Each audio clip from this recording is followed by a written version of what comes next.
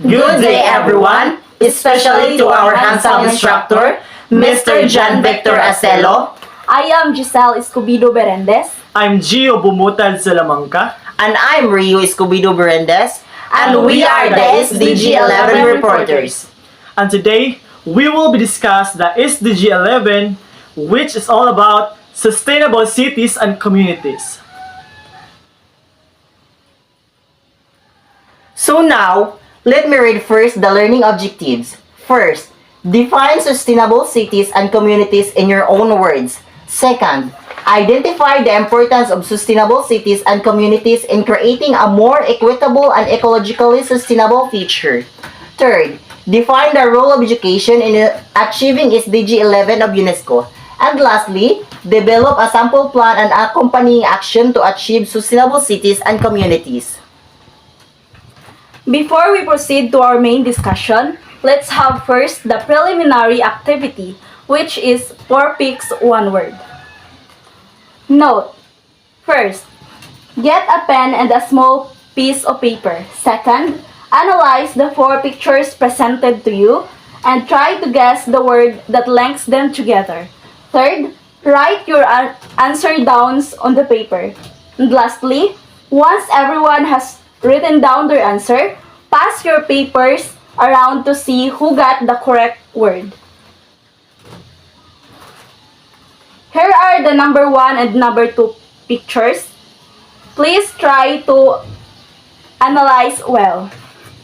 Next, and these are the number 3 and number 4 pictures. Okay, now, let's proceed to our main discussion. Sustainable cities and communities. What is sustainable cities and communities? Sustainable cities and communities are designed and built to meet present needs without compromising future generation. They prioritize energy efficiency, sustainable transportation, waste management, green species, and social equity. The goal is to create livable, healthy, and sustainable communities. Next, what is the importance of sustainable cities and communities?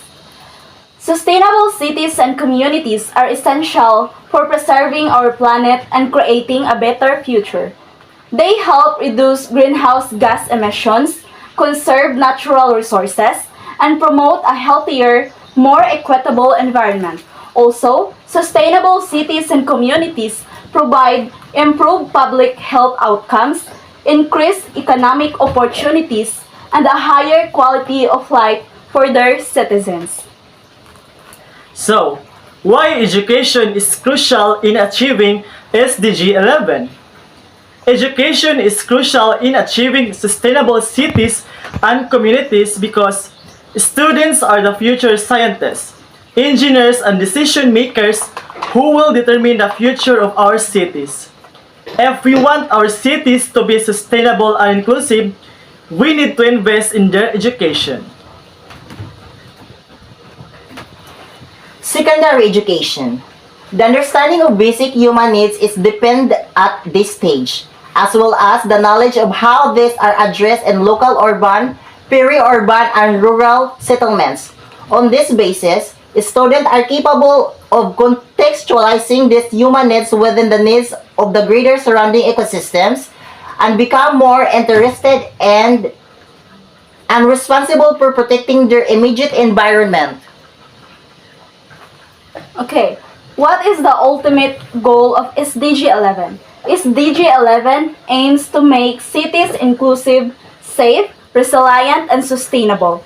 When it says make cities inclusive, city needs to guarantee equal rights and participation of all, including the most marginalized.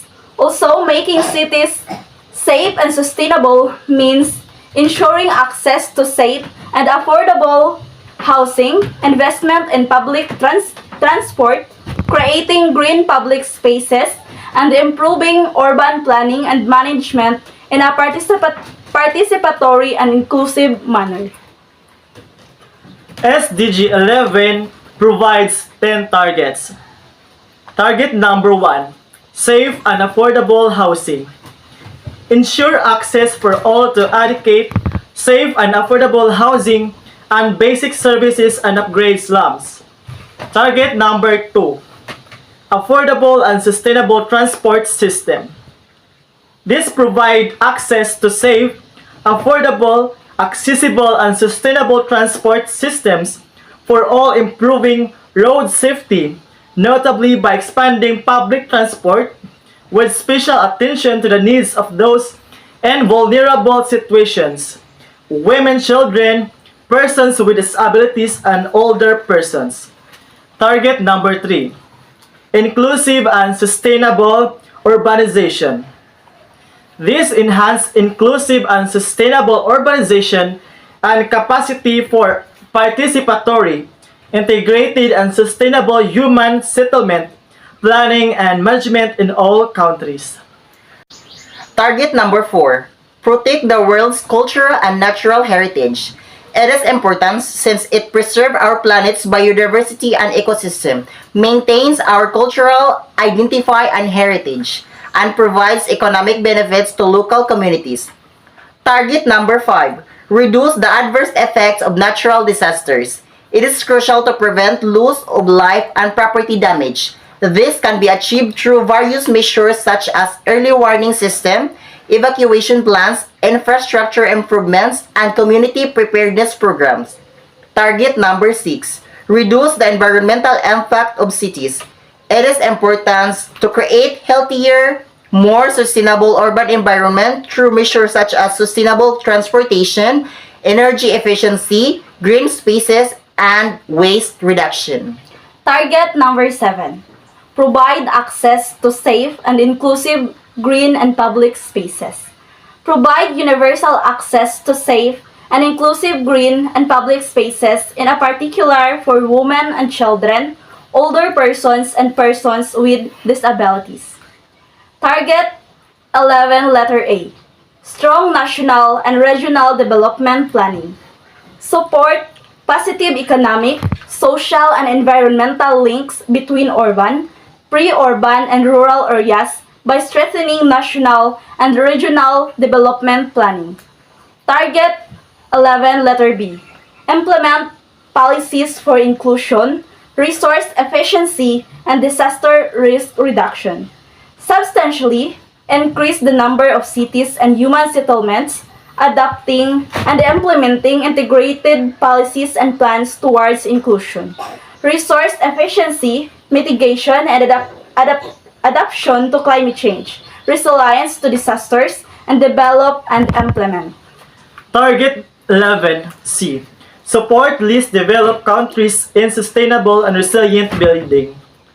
By supporting at least developed countries, including through financial and technical assistance, in building sustainable and resilient buildings utilizing local materials. And here are the things to do to achieve sustainable cities and communities. Number 1. Find a Goal 11 charity you want to support. Any donation, big or small, can make a difference. Number 2. Support a project in slum for safe housing. You can volunteer in slum to help with building houses, fixing existing ones, setting up public or green spaces. Number 3. Shop, eat, and drink locally. Supporting neighborhood businesses keeps people employed and circulates money back into your community. Number 4. Take advantage of your right to elect the leaders in your local community. Number 5. Commute in a sustainable way. Bike, walk, or take public transport. Save the car trips for when you've got a big group. Number 6. Take care of public spaces. Start yourself and inspire others to contribute to better public spaces. Water the greenery, trim and plant trees. Renovate sport areas and playgrounds. Organize a cleanup. And last, stay informed. Follow your local news and stay in touch with the Global Goals online or on social media at the Global Goals. Before we end our discussion, please allow us to read a saying of A.D. Lakshmi Puri. No city can be smart and sustainable if half of its population is not safe and lives in fear or violence. That's all, and once again, good day everyone!